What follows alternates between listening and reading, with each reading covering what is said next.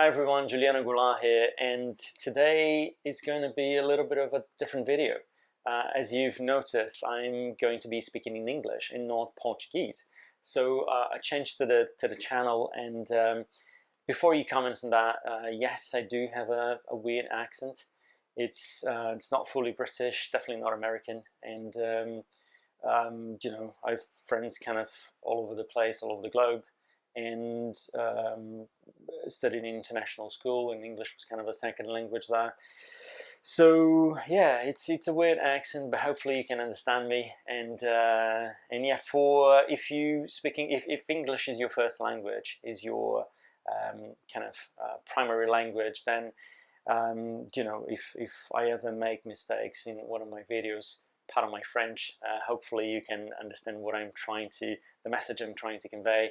And also for my Brazilian followers, if you don't speak English, but you still want to watch the content and understand what I'm going to be talking about, head over to Settings, Subtitle, Auto Translate, and then you have the option to translate to Portuguese. So it's very easy, very simple. So if you like what I typically cover, the kinds of videos that I post, definitely recommend you do that. And thank you for following me on this journey if you are Brazilian and don't speak Portuguese and can still translate it. I appreciate that. Don't want to stay too long on that topic. Let's jump right into it. Today I'm going to be covering a story that's very dear to my heart for many reasons. First of all, they are the founders that I'm going to talk about today are Brazilian, so that alone is already you know, something that is quite special for me. I see a lot of founders from Brazil. I have a lot of friends that are founders and doing quite well in the space, in the tech space, and but these ones are quite special.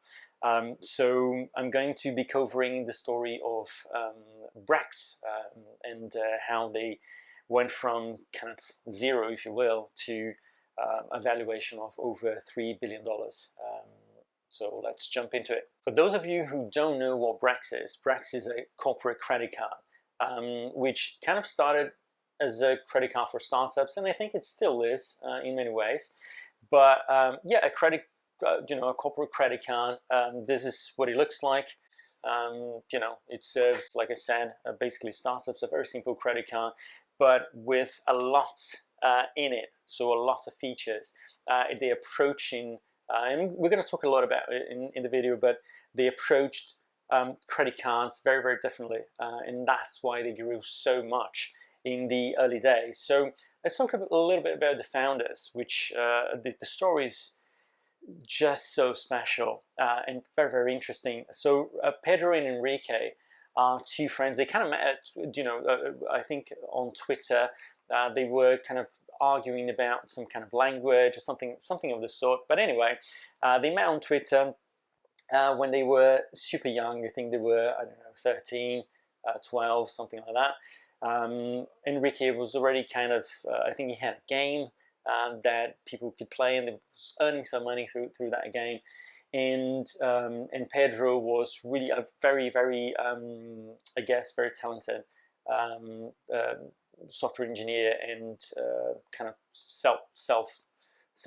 But long story short, they founded a company called Pagar.me in Brazil, Pagar.me, which was a payment processor in Brazil, and the company grew quite fast. And again, they were at that time, we're talking about 2013, and they were 17 at the time, so I think they were underage really. And well, just the fact that they founded the company at 17 is already kind of special and astonishing, but the fact that they grew it so fast is also very, very special. Very, very interesting. They used a bunch of strategies. We're not going to cover that today, but anyway, so they founded that company in 2014. A year later, they raised 1 million reais, which is the currency in Brazil, which would be equivalent of kind of maybe 200K now, 200K US dollars, which is not a lot, of course, if you talk about you know, the US and especially in Silicon Valley. But if you talk about Brazil, that is a good sum of money. And from there, they grew the company a lot, and I think at that time, the same time in 2014, they got accepted at Stanford, which is something. They both got accepted, which must have been incredible for them.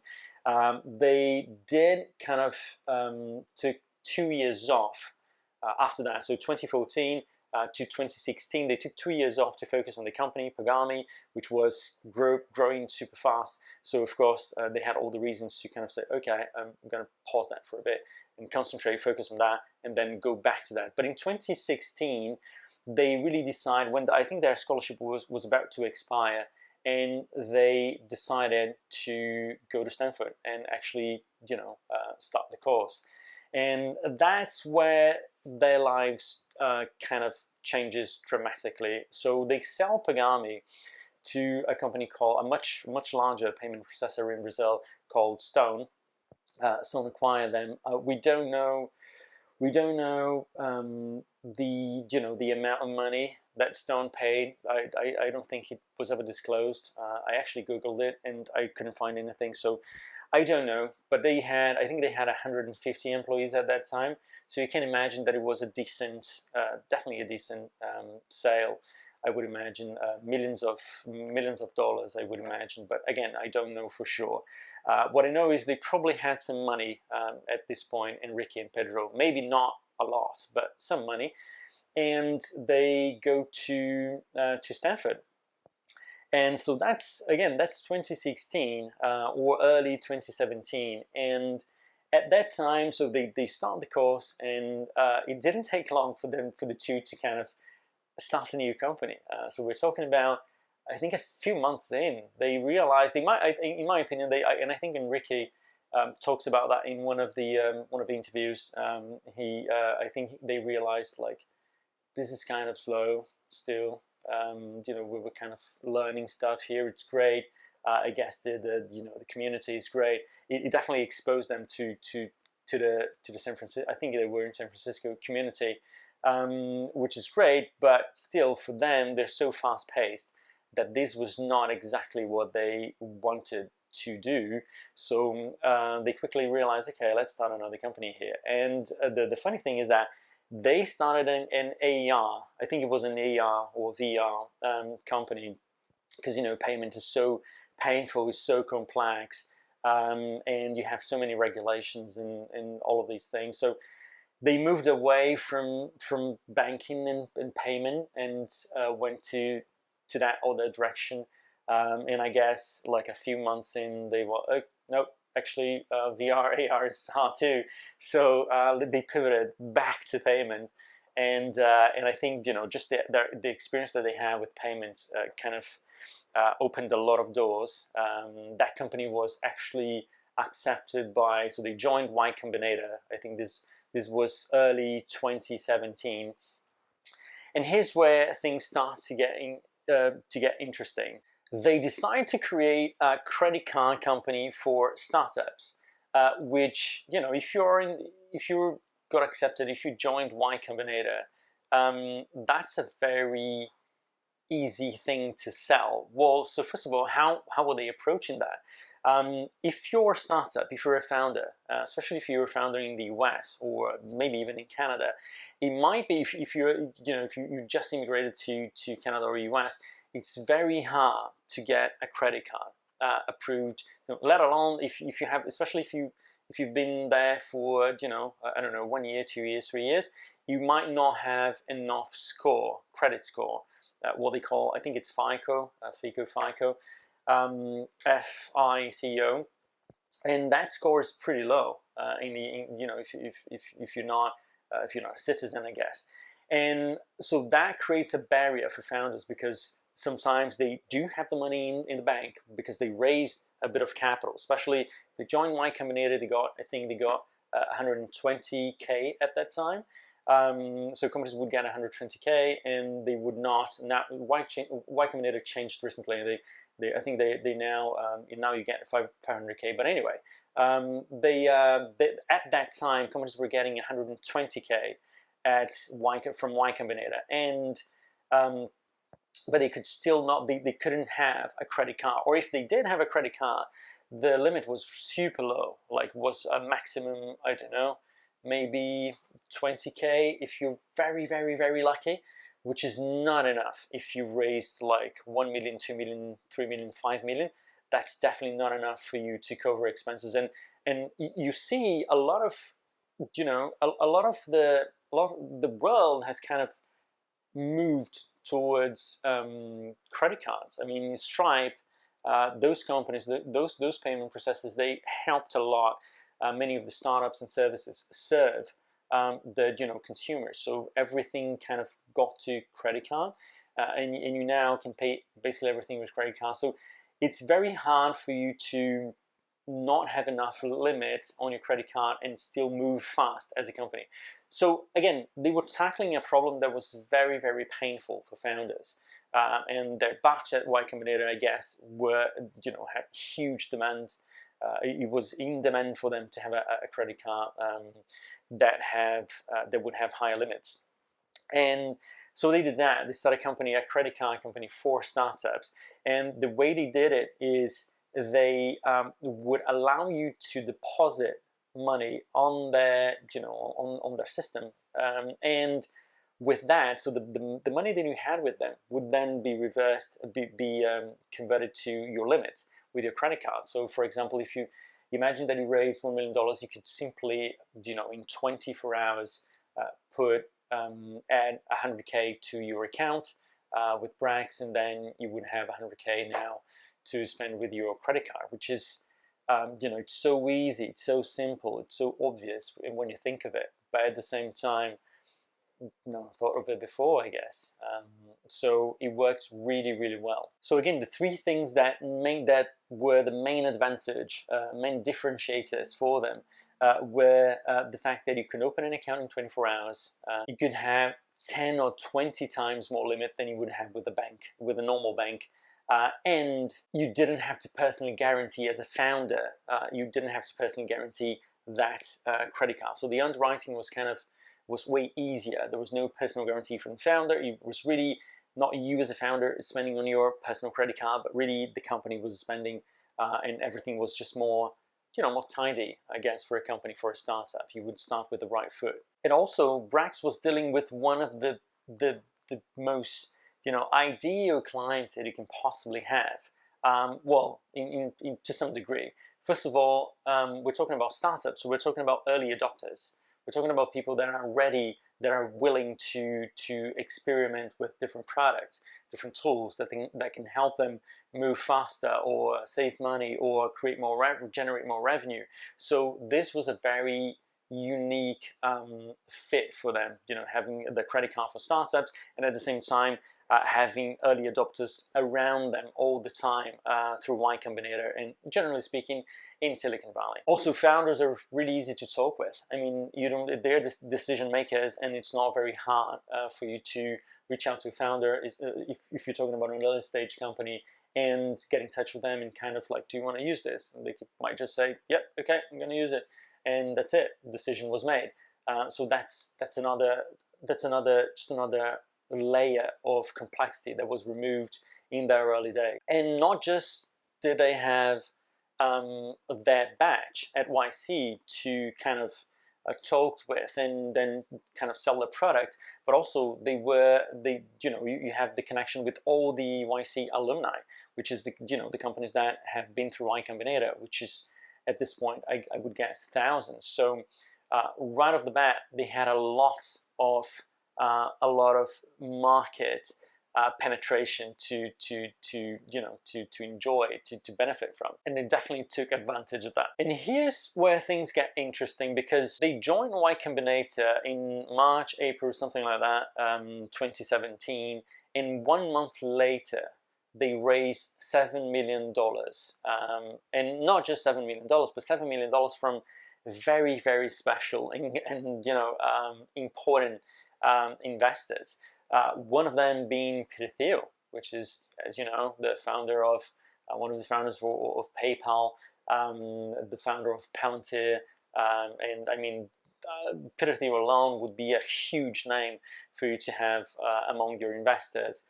but they had also Levchin, which was also a founder of PayPal.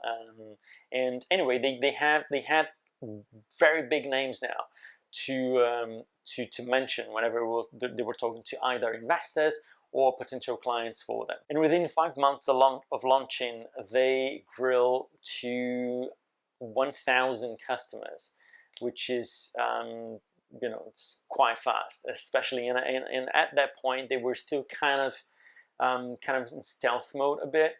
So they were not shouting out and making a lot of noise at this point. So to go from to say 100 to 1,000 clients, I think they were in beta phase at up to 100 clients, and then they were still kind of in stealth mode up to 1,000 clients, and from there, that's when they actually, I believe, launched publicly, for everyone to use their credit card solution. So let's talk about revenue and funding a little bit. So Brex has raised a lot of money to this day. I think they raised, I'm sure, I don't think, they raised a total of $1.5 billion in 13 different rounds. So some of those rounds were actually equity, some of those rounds were debt, but 13 rounds, $1.5 billion.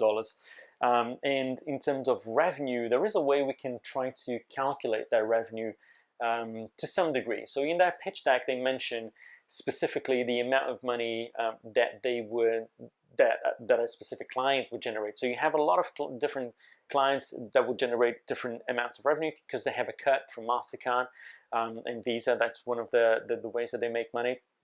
So, but if we just take the clients that, especially at that time when they launch, if you take clients that were at the Series A stage, they have a certain amount of money that they generate in 1 year.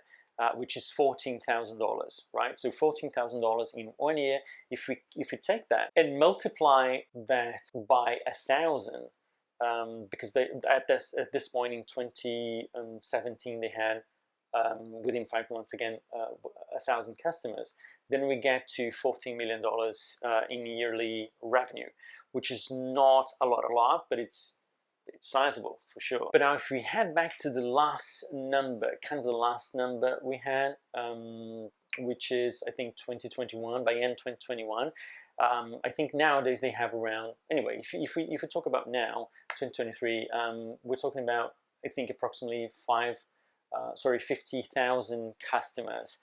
And I believe they have 50,000 customers. I don't have that information, but I'm guessing this is how many clients they have now. And if they do have 50,000 customers, then that would, and if we kind of have, if we still talk about Series A rounds, then that will bring us to a total of $500 million a year. I mean, I think that could be the case. I might be wrong, but I think I wouldn't say it's too crazy to think they're making 500 million ARR at this point. I don't think it's too crazy to think that. So we know Brex was serving a very special group of clients, which were startups. And that definitely helped them grow super fast in the early days. But what happened in terms of marketing and growth? What did they use as a strategy to grow so fast? And what are the things that they might have used in those strategies that you can use for your startup as well? So let's go over that now. So the first thing that I would mention in terms of successful strategy for Brex was a partnership they formed early on with First Republic, which is a management kind of bank, and they manage wealth, and some of their clients, they didn't offer, however, a corporate credit card. So that was kind of a need, a void that Brex helped filling. And talking about partnerships in general, I think partnerships are one of the best ways to grow in the early days. A lot of people think, oh, ads, different types of kind of more scalable ways of growing, and partnerships might not be the best way to scale growth or to grow at an enormous scale. When you are when you're already generating a lot of revenue, etc. But in the early days, I think forming partnerships is one of the best ways to get that initial traction, just because of the cost of acquisition of these clients. So for them, it was a no-brainer. I guess for both of them, it was a no-brainer to kind of go, okay, Brex is not charging anything for this credit card. We can serve our clients this way and fill that void. And for Brex, well, we're going to have initial clients, and I do believe that First Republic has a lot of very good clients. We're talking about, generally speaking, clients that have a lot of money, and therefore Brex was really filling a void, but also getting that initial traction, getting those possibly 200, 300 clients just out of that partnership. It's a guess, I don't know, but I would guess that would be kind of the number of clients they got in the first year, maybe. Number two, they actually used out-of-home marketing strategies. So billboards, banners on on taxis, that kind of thing, and subways, that type of thing, and it worked phenomenally. In fact, they actually tried to, going kind of back to between number 1 and 2 here, 1.0. They tried paid advertising, so they tried Google ads, they tried Facebook ads, Instagram ads, and whatnot.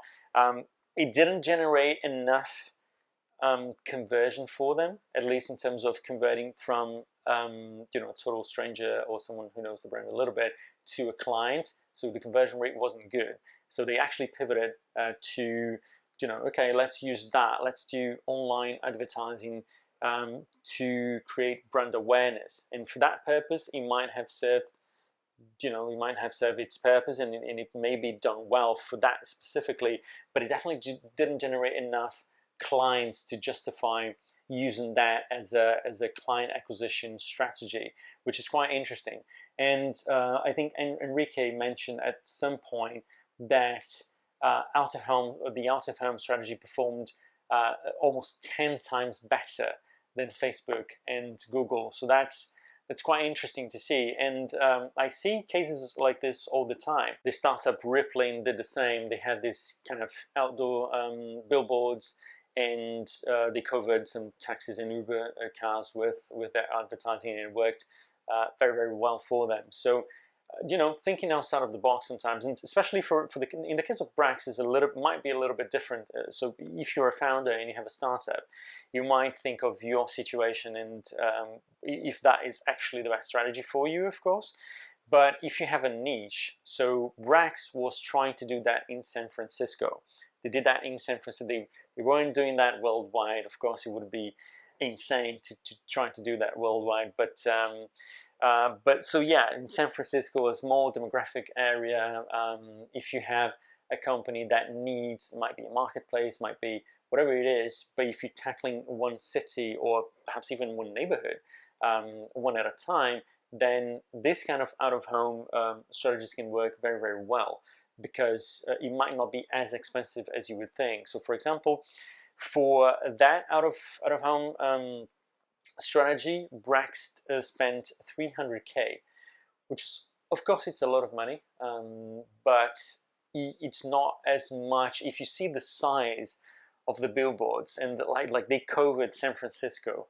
So you could, if you lived in San Francisco in 2017, there was almost no way you would not see Brex at some point in your day-to-day activities. I think it would be very hard to miss it. They had gigantic billboards, subway things, and it was just very, very aggressive in terms of out-of-home strategy. So in the case of Brex, it did fit with that strategy. They were trying to get companies in Silicon Valley, in San Francisco. So for that purpose, the kind of out-of-home advertisement strategy really made sense. But think for yourself, kind of see if that is the best strategy for you. If you already expanded to different places, then it might not be the best case for you. But again, they were tackling this small demographic area. Number 3, one of the core things for Brex in terms of growth was press. they got a lot of press early on, and I mean, of course, with names such as Pedro, Thiel, and Max, I mean, of course, you already have some very good foundations to get attention from the media, but they did very interesting things. One of the things that they did, a lot of things actually, and I think overall they were very successful in kind of utilizing small things that we would do over the years to maximize exposure. So, for example, one of the things that I remember is the restaurant. So there was this restaurant that Henrique and Pedro would go to, and would have a lot of conversations and coffee with investors, and it was kind of a hallmark in San Francisco. I think it was called South Park Cafe. And the cafe was about to close, because of hardship, financial hardship, something like that. The owner was just gonna give up the place, and Brex, well, they didn't buy the place, but they rented the place, and they continued the cafe. But now on the second story, they had a members-only lounge for Brex users, which is quite cool. And the media picked it up, and that gave them a lot of attention, and not just attention, but kind of there's a special coverage, from media. Oh, they're keeping the place alive, and it's cool. You have a startup that has a restaurant. It's so different as a strategy that it definitely sparked the interest from the media, and I think that was it was just a very different, bold. A very bold and successful strategy at the time. So press can be really, really good if you have something that you can sell. Especially if you can sell to consumers.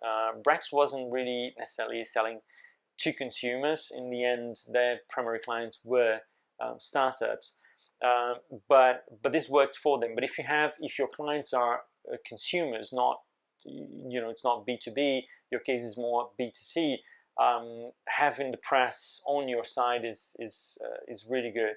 And for my first startup, we used quite a lot. Press was at the core of our strategy as well. We got coverage from a lot of newspapers, newspaper blogs, anything that you can imagine in terms of media. We got covered by, and it was quite good. So we wouldn't have these peak times where a lot of clients would come to our website. That was my first startup, my first company, Referral.com, and again, press was at the core of our strategy as well. So highly recommend if you have a startup, especially B2C, to get some coverage. Try to get some coverage. Utilize little things, and it might be very different things. Of course, again, Brex did have money. They were able to get the cafe. It's not like if you have 50K in the bank, you can do that. You cannot. But you might find a different angle to your press cover, to your press strategy, using different things. I'll give you an example. It was not necessarily intentional, but we were helping at some point in time with Reclamant.com. We were helping a group of people donate coats and clothing to homeless people in the city we were at in Brazil. And so we used Reclamant.com as a platform. We actually created a separate website, which was reclamant.com/whatever. And despite the fact that it was not intentional, the press picked it up and really did an amazing work in giving us enough exposure so we could promote this idea, and we got a lot of donations from that campaign. And again, unintentional but really good. Didn't cost us anything. We basically already had the website, of course, and just /campaign name, and people would go to that website and would kind of use that to contact us and to connect with us, and they would then see our company, our website, and we're like, oh, this is cool. I might use that in the future. So it was an interesting experience, and you can do something similar sometimes if you see things a little bit out of the box, I would say. Number 4, Brex used a referral program to capitalize, early on, to capitalize on word of mouth. So that's a very good strategy if you have something that is, cool and you know that that client that is using your product, might want to refer you. So if typically if your client has thinks your product is cool enough to refer it to someone, it's a great strategy to incentivize it a little bit more financially, or whatever whatever you can do in terms of, it might be saving, it might be having some discounting on your product. But so if your product is not cool enough, and let's just use the word cool here, but if your product is not cool enough for your client to refer you for free, then this strategy doesn't work as well, I've noticed. But if you have something that is perceived as cool, and incentivize a little bit more, maybe your client, but also the recipient of that code or link or whatever, then that strategy works incredibly well. And Brex, I don't think Brex necessarily need that, but it was definitely a good decision to capitalize on that early on. So companies would kind of refer to their friends, founders would refer to founders. So if you have a company that, and in this case, B2B works phenomenally well, and you have products that you think your clients would be kind of proud to share, incentivizing them with a referral program is incredibly efficient. And don't, especially in the early days, if you're starting the referral program, don't be cheap. Kind of, don't give just 10% discount, unless it's, of course, something that is really expensive, requires a lot of manual work, or customization, that type of thing. But if it's something that automatic, like a SaaS product, don't go aggressive. Go to 40%, 50% discount, something that will allow you to get traction. And of course, you can remove that discount later in an ethical way. Of course, you don't just disappear with the discount, but in an ethical way, you kind of get rid of the discounts progressively, or you can have legacy discounts as well.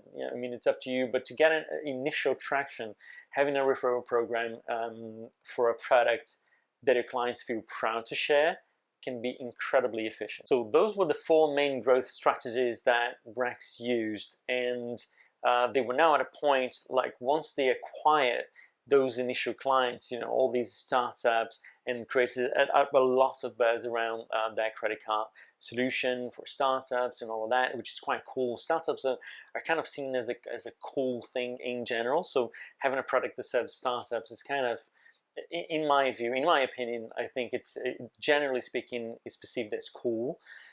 So once they did that, once they acquired those initial customers, they could now move up market. So they could basically sell to larger customers, create more powerful and robust features that those more demanding customers might want, and that's exactly what they did.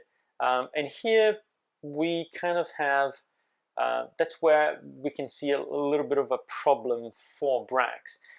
In 2022, they decided to end some of the, to kind of fire some of the customers, if you will. They were moving up market and creating different features and having to serve these larger customers. And I think they felt that they no longer could serve the smaller clients to the degree that they wanted to. So, and that's okay. I think that happens. Sometimes you see that moving up market is a better choice for you. You just generate more profit. You serve clients that have more potential for growth. Generally speaking, you can expand a lot in these larger clients. So there's all sorts of reasons why you would choose to move up market. The decision to shut down some of the accounts for smaller clients, and I don't even know the number of accounts that they shut down, but it was a considerable amount, I think, because they had a lot of backlash from startups that felt kind of abandoned by them because they were not necessarily generating enough revenue. And I think that's mostly it. I think Brex stated that we're going to keep the clients that have a certain a certain size and that are generating a certain amount of revenue or using our credit card in a more aggressive way. But a lot of the startups that they were working with from the beginning, from 2018, were small startups, and they're still on the early days. Perhaps they could not grow super fast, and they felt, I guess they felt abandoned and kind of disappointed with Brex that they would simply abandon their businesses like that, and they had to open a new account. And I also think the time, the period of time that Brex gave companies to kind of adjust to not having a Brex card anymore and a Brex cash, because of course Brex has Brex cash, which is it's kind of a bank. It's not a bank officially, Brex, but it's kind of a bank because you can not have a bank account and just have Brex, if that makes sense. But anyway, so I think a lot of startups felt that Brex didn't give enough time for them to adjust. Felt kind of betrayed because, well, you used us in the early days, and now you're abandoning us and moving to the larger clients. So there was, I sensed there was a kind of this betrayal feeling amongst some of the startups and the startup community in general. I felt a lot of backlash from these companies, I think, but it's what it is, and I think they don't regret it. I don't think Brex regrets it, moving up market and kind of focusing a little bit more on that. You can't serve everyone sometimes, and that's just the way it is. It was like that for my second startup. I had to adjust a few things to clients that were actually paying more and generating more revenue. And some of the clients we couldn't serve were kind of like, oh, but we want that, and that, and we're like, well, we gotta focus here. So I definitely understand, and I don't think they regret it. I just think that they might have addressed that in a different way. And I think Henrique mentioned in one of the interviews I saw exactly that perhaps the way they approached that was not the best, but it's done. So now not many early stage startups have Brex. So perhaps they still have a lot of early stage, but they are generating a considerable amount of money. Startups that are being, in a way, more successful, you could say. But this is it. This is the Brex case. Again, it's a topic that is very dear to my heart. So if you have any comments, if you have any information that you want to share, please do so in the comment section. Share your thoughts, share your comments, share what your thoughts on this video and how. And also, if you have any suggestions for videos or anything that you want to know, please again go to the comment section and let me know. I'll be responding on the comments that are in there. And if you liked this post, then subscribe to the channel, like the post, so we can help the video and the channel with the algorithm. And that's it. I see you next time.